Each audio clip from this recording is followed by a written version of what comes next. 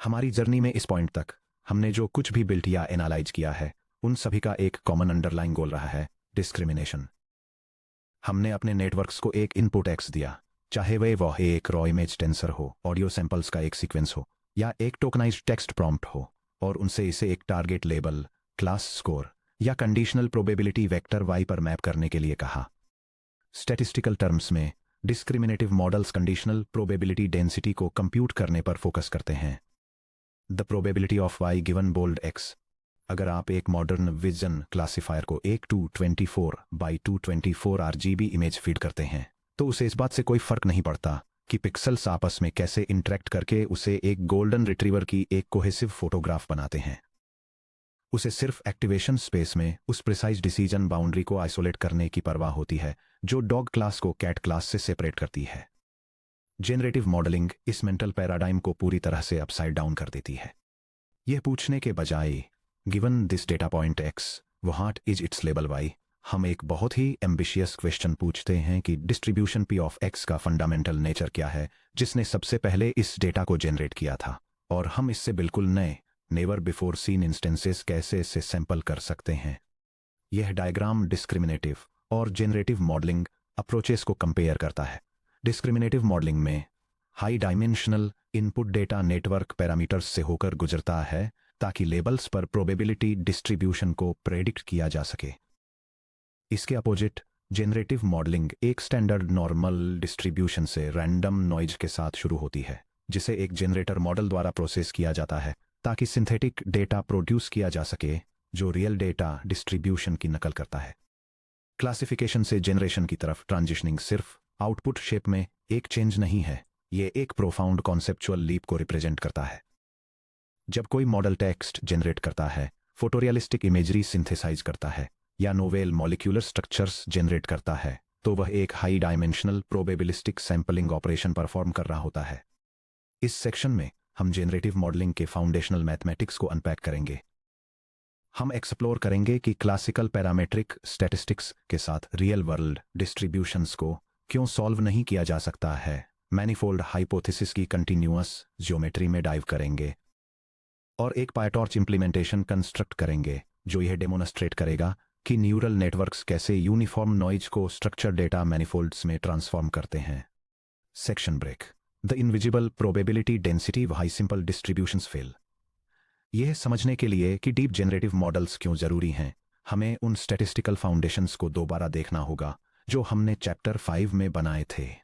अगर हमारे पास human Heights का एक वन डायमेंशनल डेटा सेट है तो एक प्रोबेबिलिस्टिक मॉडल को फिट करना काफी आसान है। हम अज्यूम करते हैं कि अंडरलाइंग कंटिन्यूअस डिस्ट्रीब्यूशन एक पैरामीट्रिक फॉर्म को फॉलो करता है, यानी एक Gaussian distribution n of mu sigma squared. हम सैंपल मीन म्यू और सैंपल वेरिएंस सिग्मा स्क्वेयर्ड को कैलकुलेट करने के लिए मैक्सिमम लाइक्लीहुड एस्टिमेशन या MLE का यूज करते हैं, जिससे हमें प्रोबेबिलिटी डेंसिटी फंक्शन या PDF के लिए एक एनालिटिकल इक्वेशन मिलती है। P of x equals 1 over the square root of 2 pi sigma square times the exponential of negative the quantity x minus mu square divided by 2 sigma squared।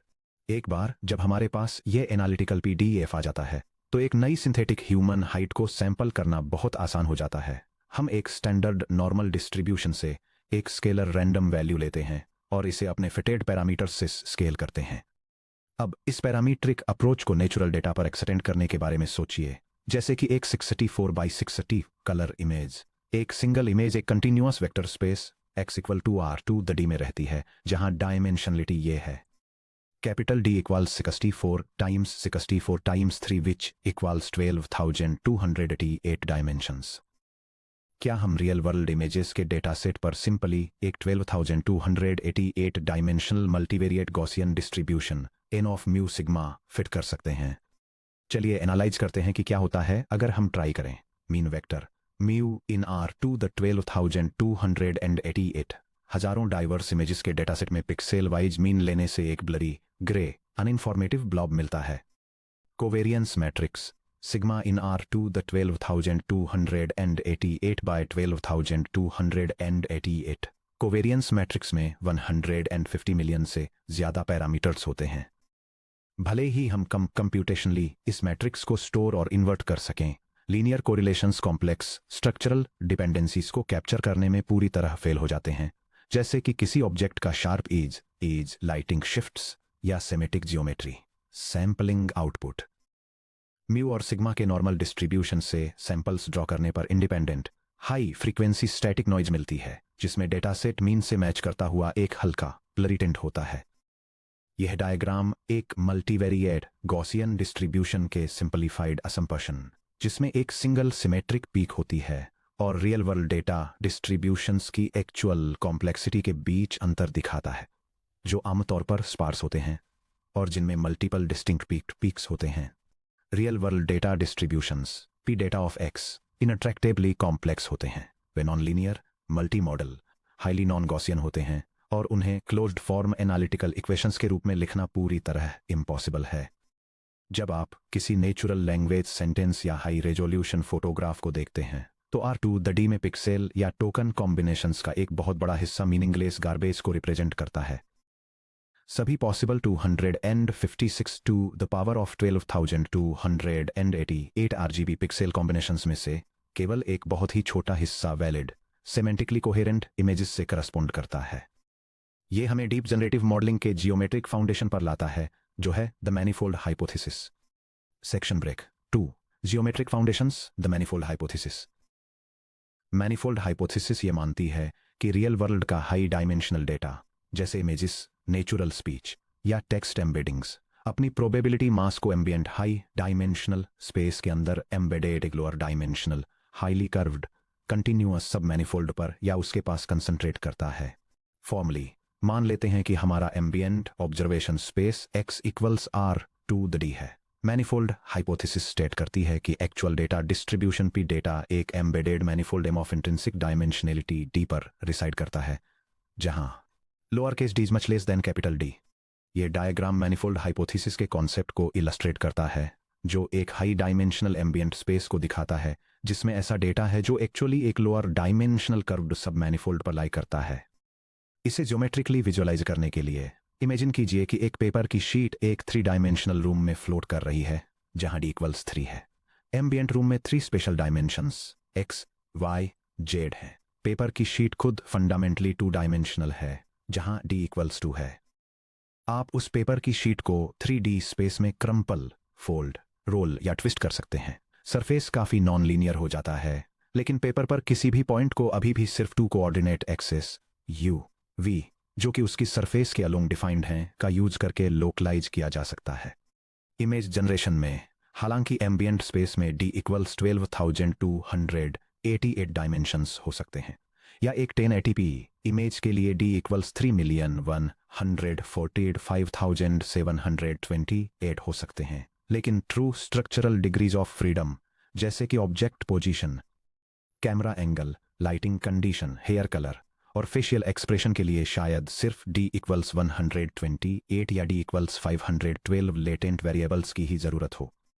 Generative modelling के लिए implications. अगर data एक लो dimensional continuous manifold M पर seat करता है, तो एक generative model के काम को एक ज्योमेट्रिक ट्रांसफॉर्मेशन प्रॉब्लम की तरह फ्रेम किया जा सकता है। मैनीफोल्ड को पैरामीटराइज करना। हम मैनीफोल्ड को एनालिटिकली डिफाइन नहीं कर सकते हैं, लेकिन हम एक लो डायमेंशनल कोऑर्डिनेट स्पेस में एक नॉन सिंपल डिस्ट्रीब्यूशन से पॉइंट्स को सैंपल कर सकते हैं। मैपिंग को लर्न करना। हम एक न्यूरल नेटवर्क को एक smooth continuous non linear mapping function G theta की तरह एक्ट करने के लिए ट्रेन करते हैं, जो लो डायमेंशनल स्पेस से पॉइंट्स को एम की एम्बिएंट सरफेस पर मैप करता है। Smooth trajectories. अगर लर्न की गई मैपिंग कंटिन्यूअस और स्मूथ है, तो लो डायमेंशनल स्पेस में एक वेक्टर लाइन के अलोंग मूव करने से हाई डायमेंशनल डेटा मैनीफोल्ड के अलोंग एक कंटिन्यूअस पाथ ट्रेस होगा, जिसका रिजल्ट स्मूथ सिमेंटिक इंटरपोलेशंस होगा। फॉर एग्जाम्पल, धीरे धीरे एक न्यूट्रल फेस को स्माइलिंग फेस में बदलना। Section break the generative mapping function G theta from z to x। अब जब हम मैनीफोल्ड हाइपोथेसिस को समझ गए हैं, तो हम मॉडर्न जनरेटिव मॉडलिंग इंजन को फॉर्मलाइज कर सकते हैं। हाई डायमेंशनल स्पेस में हर जगह true density function p of x को एक्सप्लिसिटली इवेल्युएट करने के बजाय हम एक tractable low dimensional latent space z equal to R2D introduce करते हैं। हम इस लेटेंट स्पेस पर एक simple continuous probability distribution define करते हैं, जिसे prior distribution p of z के रूप में जाना जाता है। टिपिकली हम एक isotropic standard multivariate Gaussian distribution चुनते हैं। Bold Z is distributed as a normal distribution with mean bold zero and covariance bold I subscript T. क्योंकि इस प्रायर का मीन जीरो और कोवेरियंस आइडेंटिटी है, एक लेटेंट नॉइज वेक्टर जेड को sample करने के लिए एन ऑफ 0, 1 से D independent random numbers draw करने की जरूरत होती है। नेक्स्ट, हम एक parameterised deep neural network generator जी थीटा इंट्रोड्यूस करते हैं, जो एक यूनिवर्सल फंक्शन अप्रोक्सीमेटर के रूप में काम करता है। जनरेटर R2 द डी में एक लेटेंट वेक्टर जेड लेता है और इसे R2 द कैपिटल डी में एक synthesised high dimensional data sample X hat में ट्रांसफॉर्म करता है। Bold X hat equals capital G subscript theta of bold Z. यह डायग्राम जेनरेटिव मॉडलिंग के कॉन्सेप्ट को इलस्ट्रेट करता है, जहां एक स्टैंडर्ड नॉर्मल डिस्ट्रीब्यूशन से सैंपल किए गए लो डायमेंशनल लेटेंट वेरिएबल को टारगेट डेटा मैनिफोल्ड पर एक हाई डायमेंशनल सैंपल प्रोड्यूस करने के लिए एक जनरेटर नेटवर्क के थ्रू पास किया जाता है। चैप्टर 1 में लीनियर अलजेब्रा ट्रांसफॉर्मेशंस की हमारी स्टडी को याद करें। एक single linear layer matrix multiplication और ट्रांसलेशन WZ+B परफॉर्म करती है, जो स्पेस को लीनियरली रोटेट, स्केल और शिफ्ट करता है। ली की रेलू, जेलू या सिलू जैसे नॉन लीनियर एक्टिवेशन फंक्शंस के साथ इंटरलीव्ड मल्टीपल लीनियर और कन्वोल्यूशनल लेयर्स को स्टैक करके generator network G theta space warping operations का एक सीक्वेंस परफॉर्म करता है।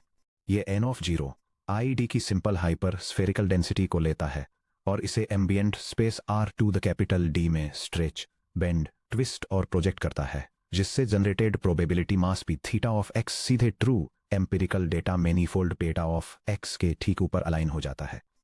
Section break 4 explicit versus implicit density modelling. जैसे जैसे हम इस बुक के बाकी हिस्से में अलग अलग जनरेटिव मॉडल्स को स्टडी करेंगे, हम पाएंगे कि जनरेटिव एल्गोरिदम इस बेसिस पर दो मेजर फिलोसॉफिकल कैंप्स में डिवाइड होते हैं कि वे unknown probability density P of X को कैसे हैंडल करते हैं। यह diagram generative machine learning models की टैक्सोनॉमी को आउटलाइन करता है, जिन्हें एक्सप्लिसिट और इम्प्लिसिट डेंसिटी अप्रोचेस में डिवाइड किया गया है। एक्सप्लिसिट डेंसिटी मॉडल्स, जो डेटा के प्रोबेबिलिटी डिस्ट्रीब्यूशन को कैलकुलेट या अप्रोक्सीमेट करते हैं, उन्हें एग्जैक्ट डेंसिटी मेथड्स जैसे नॉर्मलाइजिंग फ्लोज और अप्रोक्सीमेट डेंसिटी मेथड्स जैसे वेरिएशनल ऑटो एनकोडर्स और डिफ्यूजन मॉडल्स में कैटेगराइज किया गया है। दूसरी तरफ इम्प्लिसिट डेंसिटी मॉडल्स बिना प्रोबेबिलिटी डिस्ट्रीब्यूशन को एक्सप्लिसिटली कंप्यूट किए नए सैंपल्स जनरेट करते हैं, जिन्हें यहां जनरेटिव एडवर्सेरियल नेटवर्क्स द्वारा रिप्रेजेंट किया गया है। Explicit density models explicit density algorithm model के distribution P theta of X के लिए एक फंक्शनल फॉर्म डिफाइन करते हैं। वे मॉडल के अंडर ऑब्जर्व्ड रियल डेटा की लाइक्लीहुड को मैक्सिमाइज करके पैरामीटर्स थीटा को ऑप्टिमाइज करते हैं। The maximum over theta of the sum from I equals 1 to capital N of log of P subscript theta of bold X superscript I.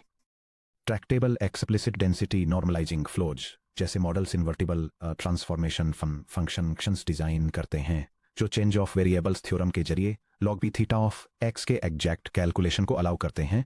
Approximate explicit density variational auto encoders या VAE जैसे models true likelihood पर एक mathematically Tractable lower bound derive करते हैं, जिसे evidence lower bound या LBO कहा जाता है, जबकि diffusion models multi step noise estimation के करस्पॉन्डिंग एक वेरिएशनल ऑब्जेक्टिव को ऑप्टिमाइज करते हैं।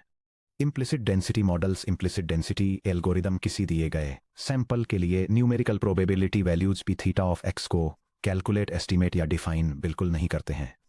इसके बजाय वे न्यूरल नेटवर्क को स्ट्रिक्टली एक रैंडम सैंपल जनरेटर की तरह ट्रीट करते हैं। जनरेटिव एडवर्सेरियल नेटवर्क्स या गैन्स जैसे मॉडल्स एक गेम थ्योरेटिक ऑब्जेक्टिव सेट करके इनडायरेक्टली क्वालिटी को इवैल्यूएट करते हैं। एक सेपरेट डिस्क्रिमिनेटर नेटवर्क इवैल्यूएट करता है कि क्या जनरेटेड सैंपल्स भी डेटा से ड्रा किए गए रियल डेटा पॉइंट्स से डिस्टिंग्विशेबल हैं या नहीं। Section break 5 hands on PyTorch inspecting latent to data transformation I code के साथ इस थियोरेटिकल मशीनरी को सॉलिडिफाई करें। हम एक कंप्लीट पायटॉर्च स्क्रिप्ट बनाएंगे जो जी से एक्स तक एक parameterised projection block G theta को इंप्लीमेंट करती है।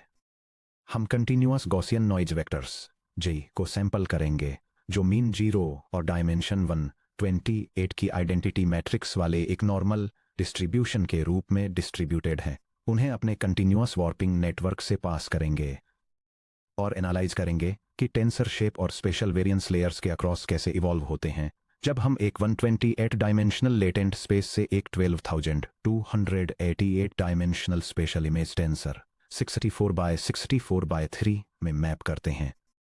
यह स्क्रिप्ट पायटॉर्च लाइब्रेरी का यूज करके एक डीप लर्निंग जनरेटर नेटवर्क को डिफाइन करती है जो लो डायमेंशनल रैंडम नॉइजर को higher dimensional synthetic image data में ट्रांसफॉर्म करता है। यह प्रोसेस एक स्मॉल नॉइज वेक्टर को एक स्पेशल फीचर वॉल्यूम में प्रोजेक्ट करके शुरू होती है।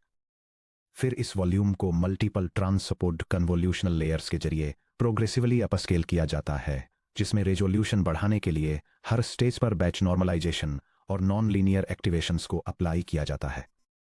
फाइनली मॉडल एक 3 चैनल कलर इमेज आउटपुट करता है जो यह डेमोन्स्ट्रेट करता है कि कैसे एक जनरेटिव मॉडल एक लो डायमेंशनल लेटेंट स्पेस को एक बहुत बड़े आउटपुट स्पेस में एक्सपेंड करता है। एग्जीक्यूशन आउटपुट और आर्किटेक्चरल इंसाइट्स।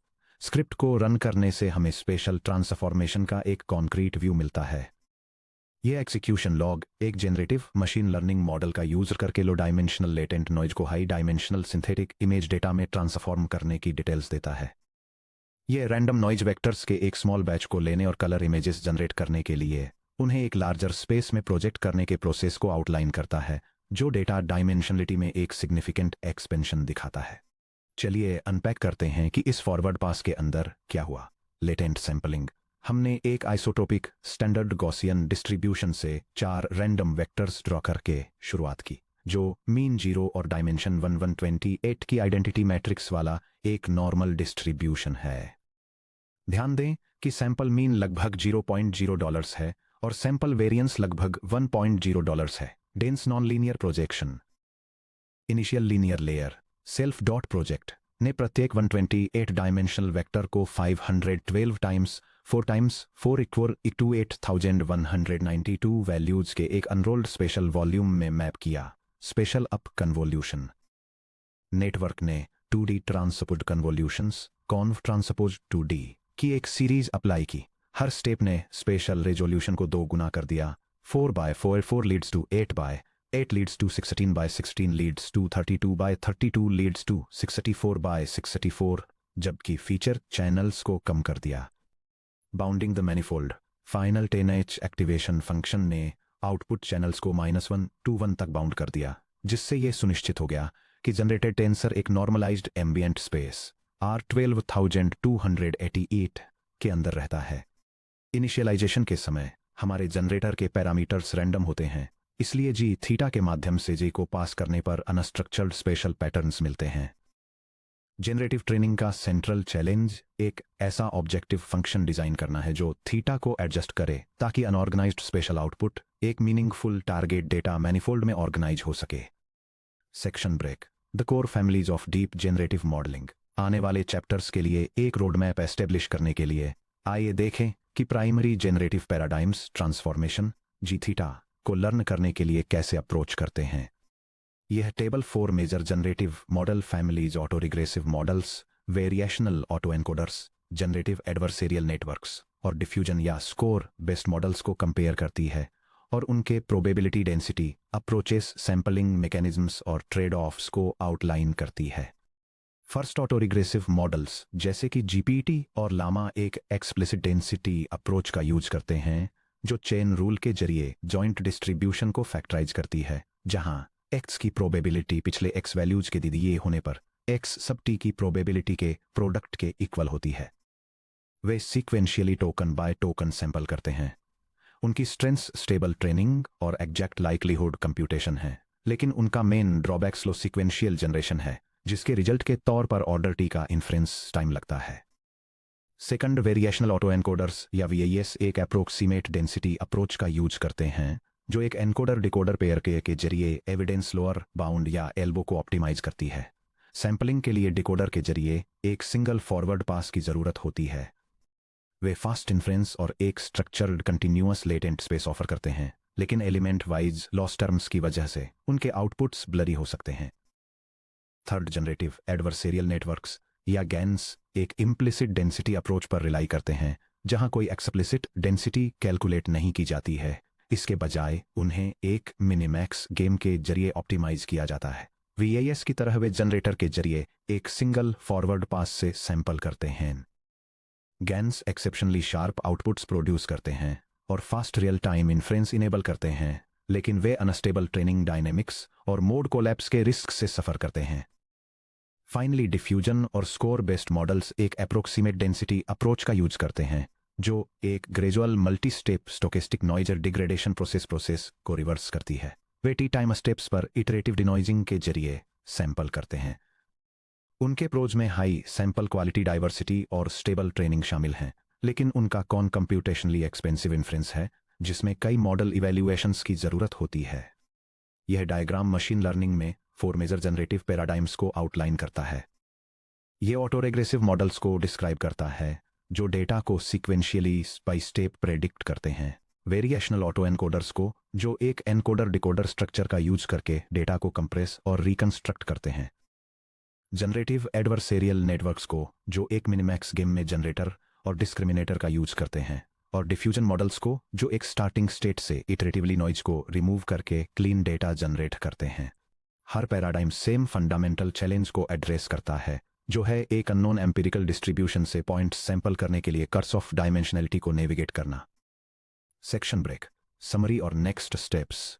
इस सेक्शन में हमने डिस्क्रिमिनेटिव टास्क से जेनरेटिव पैराडाइम की तरफ ट्रांजिशन किया। Discriminative versus generative.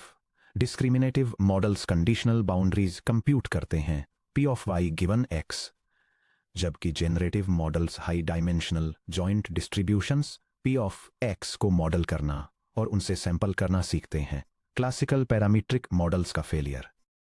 Single Gaussian जैसे एनालिटिकल डिस्ट्रीब्यूशंस हाई डायमेंशंस में फेल हो जाते हैं, क्योंकि real world data multi modal, highly non linear और एक्सट्रीमली स्पार्स होता है। Manifold hypothesis. High dimensional data low dimensional curved continuous surfaces AM, जो R2D का एक सबसेट है, के साथ कंसंट्रेट होता है। Generative transformation engine. Deep networks non linear space warpers की तरह एक्ट करते हैं। G theta from Z to X, जो low dimensional Gaussian noise vectors Z, जो मीन जीरो और आइडेंटिटी मैट्रिक्स ID के साथ एक नॉर्मल डिस्ट्रीब्यूशन के रूप में डिस्ट्रीब्यूटेड हैं, उन्हें हाई डायमेंशनल टारगेट मैनिफोल्ड्स पर मैप करते हैं। अब जब हमने ये एस्टेब्लिश कर लिया है कि एक अननोन डिस्ट्रीब्यूशन से सैंपल करने का क्या मतलब होता है, तो हम बिना किसी एक्सप्लिसिट लाइकलीहुड इक्वेशंस के इस मैनिफोल्ड मैपिंग को परफॉर्म करने के लिए एक्चुअली एक न्यूरल नेटवर्क को कैसे ट्रेन करें। अगले सेक्शन में हम मॉडर्न मशीन लर्निंग के सबसे क्लेवर ऑप्टिमाइजेशन फ्रेमवर्क्स में से एक को एक्सप्लोर करेंगे, जो जेनरेटिव लर्निंग को दो कंपीटिंग नेटवर्क्स के बीच एक एडवर्सेरियल गेम के रूप में फ्रेम करता है। Section break 10.2 generator versus discriminator, game theory और zero sum dynamics. Section break